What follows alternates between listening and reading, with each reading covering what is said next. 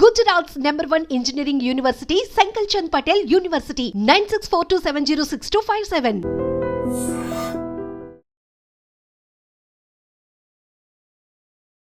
Hi hello నమస్తే, welcome back to I Dream media.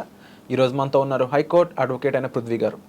ఇక ఈ మధ్యకాలంలో రియాలిటీ షోస్ చూస్తుంటే ఒకప్పటిలా కాకుండా చాలా స్క్రిప్టెడ్, ఫేక్ ఈ విషయంలో కనిపిస్తుందని చెప్పేసి చాలామంది ఆడియన్స్ మనకి కామెంట్స్లో చూపిస్తూ ఉన్నారన్నమాట, డిపెండింగ్ ఆన్ డిఫరెంట్ ఇంటర్వ్యూస్ మనం చేసిన వాటిలో చూసుకున్నట్లయితే.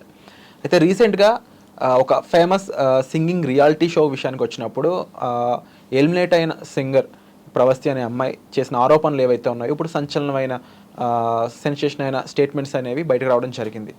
వాటిపై ఒక అనాలిసిస్ అనేది పృథ్వీ గారి నుంచి తీసుకుందాం. హాయ్ పృథ్వీ గారు. హాయ్ విరాట్. అంటే ఒకప్పుడు రియాలిటీ షోస్కి ఇప్పటికీ చాలా డిఫరెంట్ ఒపీనియన్స్ అయితే బయట వినిపిస్తున్నాయి ప్రజల నుంచి. ముఖ్యంగా ఈ స్పెసిఫిక్ సిచ్యువేషన్ విషయానికి వస్తే ప్రవస్తి అనే ఒక సింగర్ ఎవరైతే ఉన్నారో ఎలిమినేట్ అయ్యాక అక్కడ జడ్జిలపై రకరకాల ఆరోపణలు చేయడం అనేది మొదలుపెట్టారనమాట.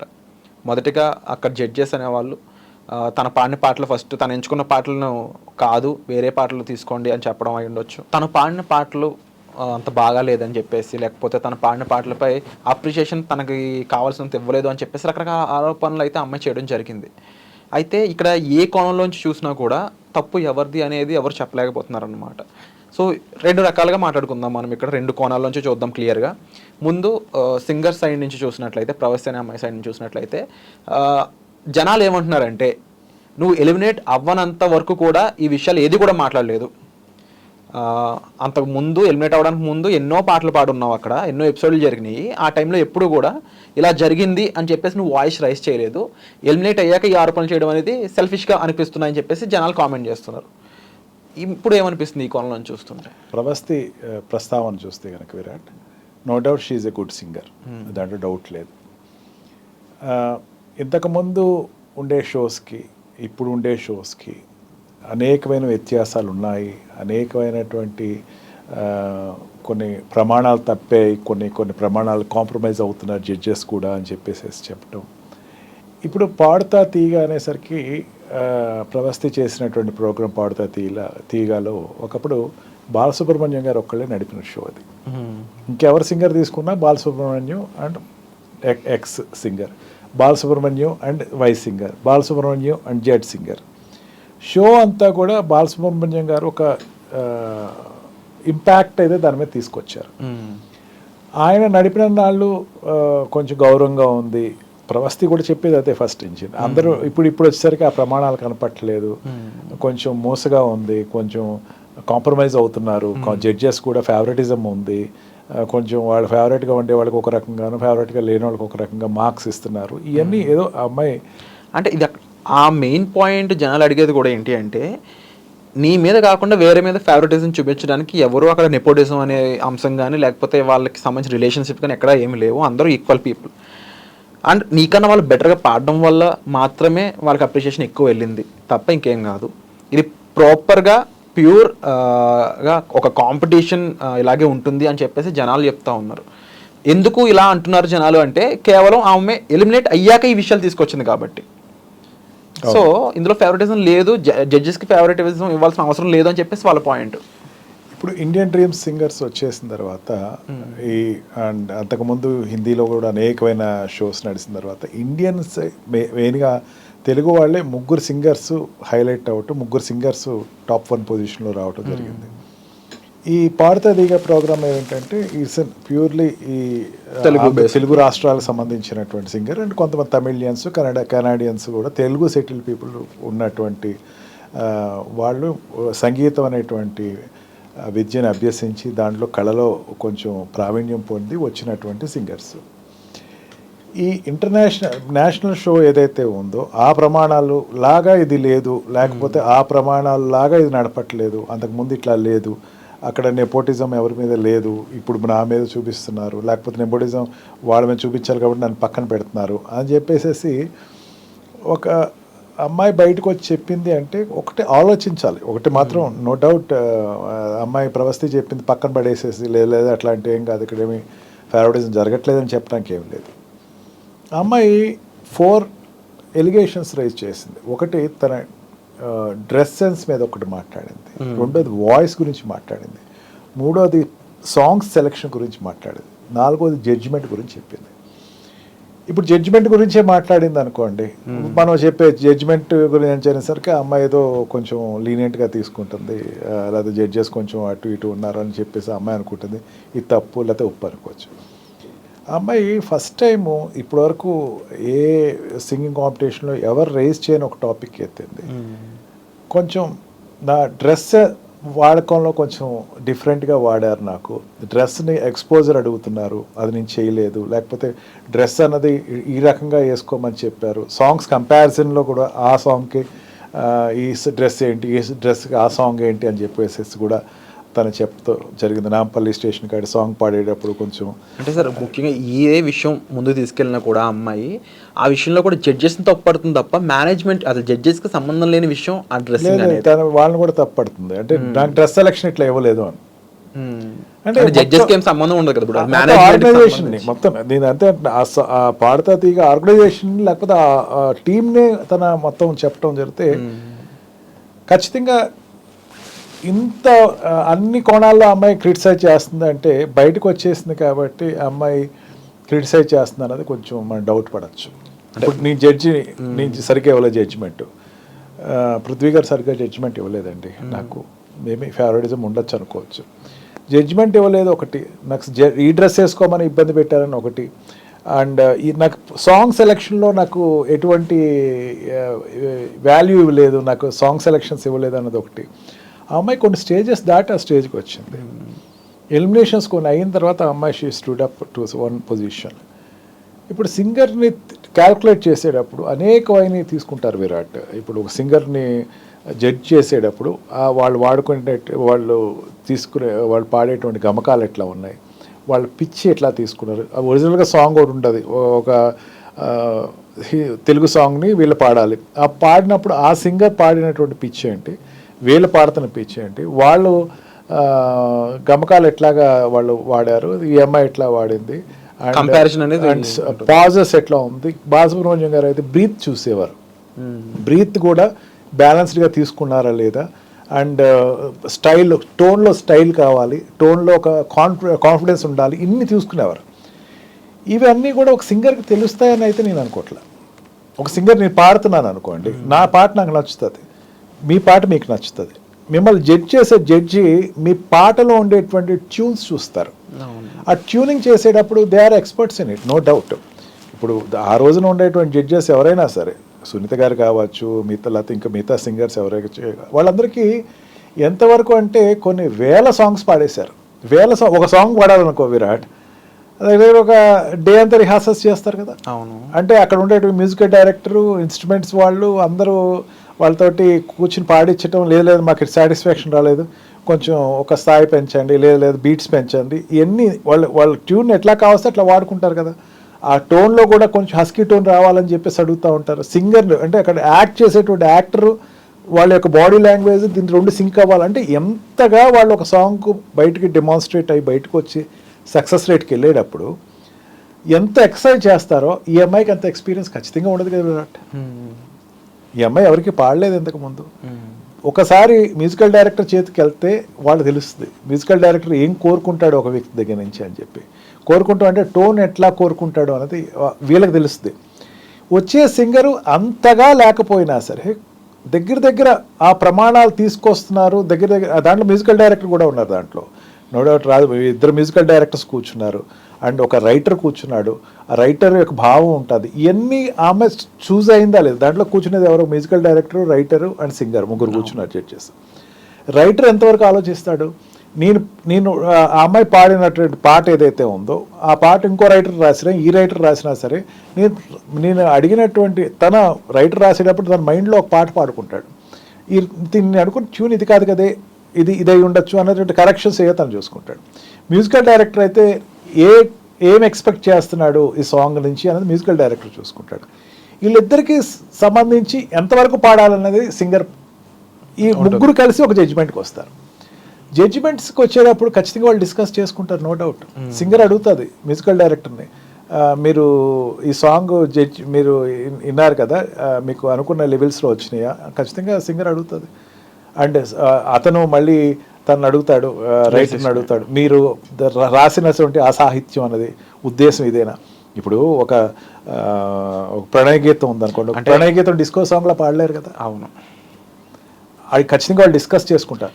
ఈ అమ్మాయి పాయింట్అవుట్ చేసేటప్పుడు ఆ ఆస్పెక్ట్ పాయింట్అవుట్ చేసింది. వాళ్ళందరూ డిస్కస్ చేశారు నా సెలెక్ట్ చేయకూడదని. అది తప్పు, అది తప్పు. అది చేయాలన్నా కూడా డిస్కస్ చేసి సెలెక్ట్ చేస్తారు. ఖచ్చితంగా జడ్జ్మెంట్ అనేది తీసుకునే విధానం ఫైనల్ థింగ్. జడ్జిమెంట్ ఏ పారామీటర్స్లో చేశారు అంటే మీకు తెలియదు కదా. యువర్ స్మాల్ పర్సన్, చాలా ఇండస్ట్రీలో అసలు ఇంకా రాలేదు, ఇంకా నేర్చుకుంటున్న వ్యక్తికి అంతగా జడ్జ్ చేసేటువంటిది ఏమి ఉండదు దాంట్లో. అంటే ఒక కీరవాణి గారు లాంటి వ్యక్తి మీద అయి ఉండొచ్చు, లేదంటే సునీత గారు అయి ఉండొచ్చు, చంద్రబోస్ గారు అయి ఉండొచ్చు. అంటే ఆల్రెడీ ఫేమ్ అయిన వాళ్ళ మీద రాడేస్తే మనం కూడా ఫేమస్ అవుతాం అనే ఉద్దేశంతో ఈ అమ్మాయి ఇలాంటి స్టేట్మెంట్స్ విసిరింది అని చెప్పేసి జనాల యొక్క ఆలోచన, జనాల యొక్క మాట ఇది. వాళ్ళు చెప్తుంది, వాళ్ళు రకరకాల ఫేస్బుక్ ప్లాట్ఫామ్స్, ఇన్స్టాగ్రామ్ ప్లాట్ఫామ్స్లో వాళ్ళు అంటున్న మాట ఇది. సో ఇదే నిజమని అనుకోవచ్చు అంటారా? జనాలు అనుకుంటున్నారంటే ఈ అమ్మాయి చెప్పేటువంటిది అంటే సెలెక్ట్ అవ్వని అమ్మాయి. ఖచ్చితంగా జనానికి ఒక ఫ్యానిజం ఉంటుంది. విరాట్కి ఒక ఫ్యాన్స్ ఉంటారు, విరాట్ షోకి ఒక ఫ్యాన్ ఉంటారు. విరాట్ మీద ఏదైనా క్రిటిక్స్ ఉంటే వాళ్ళ ఫ్యాన్స్ ఖచ్చితంగా రియాక్ట్ అవుతారు.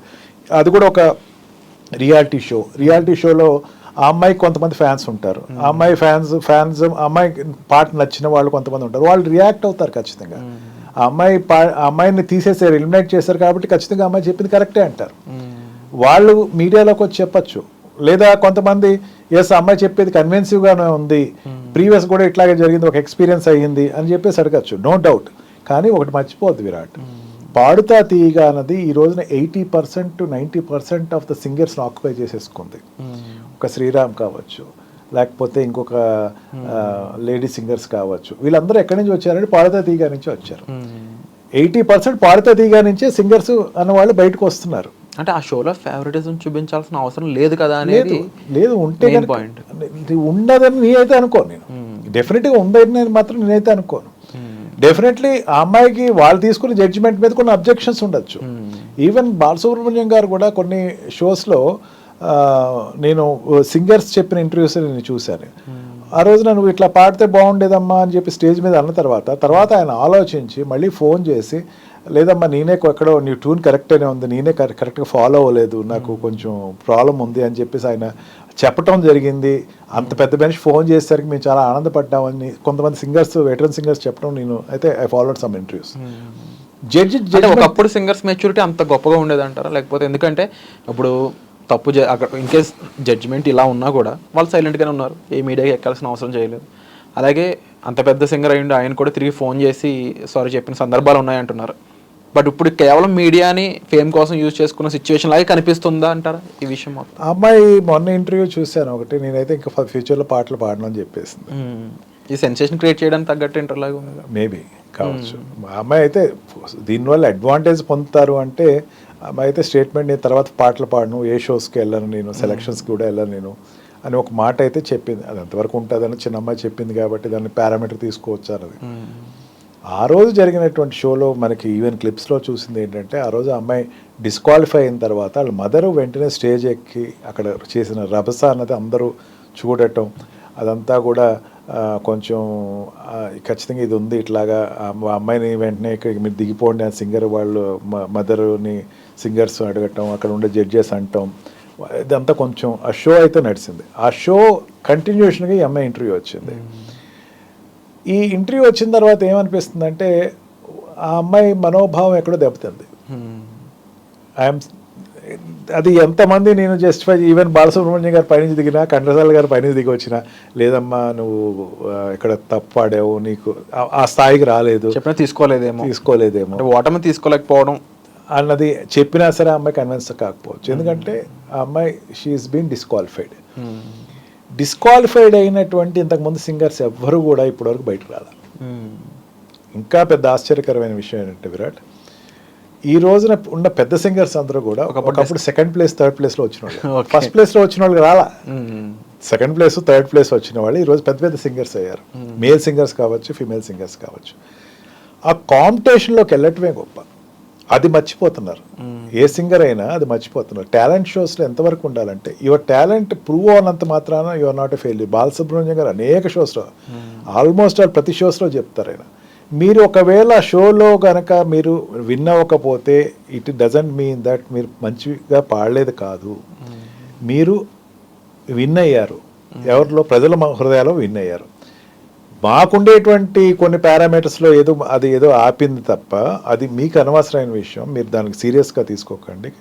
I'm expressing my deepest concern upon you will be a big singer అని చెప్పటం, కొన్ని ఆయన రికమెండ్ చేయటం, సింగర్స్ రికమెండ్ చేయటం. ఇప్పుడు దాంట్లో తక్కువ చిన్న వాళ్ళు ఏం లేదు. కిరవాణి గారు ఉన్నారు, చంద్రబోస్ గారు ఉన్నారు, సునీత గారు ఉన్నారు. వాళ్ళు ఎంత ఇన్ఫ్లుయెన్సర్స్. రేపొద్దున ఒక కిరవాణి గారు ఒక ఫిమేల్ సింగర్ కావాలనుకోండి, చంద్రబోస్ గారు ఒక సాంగ్ ఆయన బాణి కట్టించారు, లేకపోతే ఒకటి పాట రాశారనుకోండి, ఈ సింగర్ దీనికి ఎవరు బాగుంటారు, ఆ అమ్మాయిని పిలవండి ఒకసారి అంటే రేపొద్దున అలాంటి ఆపర్చునిటీస్ ఖచ్చితంగా ఉంటాయి. మన దగ్గర ఉండే హంబుల్నెస్ వల్లే వస్తాయి. ఖచ్చితంగా హంబుల్నెస్ వల్లే వస్తుంది. ఏ ఫీల్డ్లో అయినా సరే నువ్వు ఎంత హంబుల్గా ఉంటావో నీకు అంత ఆపర్చునిటీస్ ఎదుర్కొంటూ వస్తాయి. నువ్వు ఎంత తలెగరేసావో నీ ఆపర్చునిటీస్ అంతా కట్టేలు అవుతాయి. ఎవరైనా అదే కోరుకుంటారు. నా దగ్గర ఏమైనా ఒక ఎంప్లాయీ రావాలనుకోండి, ఏం కోరుకుంటా, హంబుల్గా ఎవరున్నారు చూడండి పంపించండి అంట. లేదా ఒక యాక్టర్ కావాలి, ఒక ఫిలింలో యాక్టర్ కావాలి, హీరోయిన్ కావాలనుకున్నారు, ఆ అమ్మాయి కొంచెం యారగెంట్ అవుతుంది, ఆ అమ్మాయిని పిలవమని ఎవరు అడగరు. అవును, కొంచెం అమ్మాయి నాకు సూట్ అవుతుంది. Suit is nothing but humbleness. ఆ వ్యక్తి నాకు సూట్ అవుతాడంటే అర్థం ఏంటి? హంబుల్నెస్నే నేను చూస్తాను. నా కళ్ళతో చూసేది ఏంటంటే హంబుల్నెస్. ఇప్పుడు రమ్యాకృష్ణ హీరోయిన్ ఉన్నారండి, రమ్యాకృష్ణ గారిని సెలెక్ట్ చేసుకుంటున్నారంటే కొంచెం వాటి కూడా యారగెంట్ క్యారెక్టర్స్ సెలెక్ట్ చేసుకున్నా సరే కొంచెం పెద్ద షీజ్ అన్ డామినెంట్ లేడీ కింద సెలెక్ట్ చేసుకుంటున్నారంటే అమ్మాయి డామినెంట్గా ఉన్నందుకు కాదు, హంబుల్గా ఉన్నందుకు అమ్మాయిని సెలెక్ట్ చేసుకున్నారు.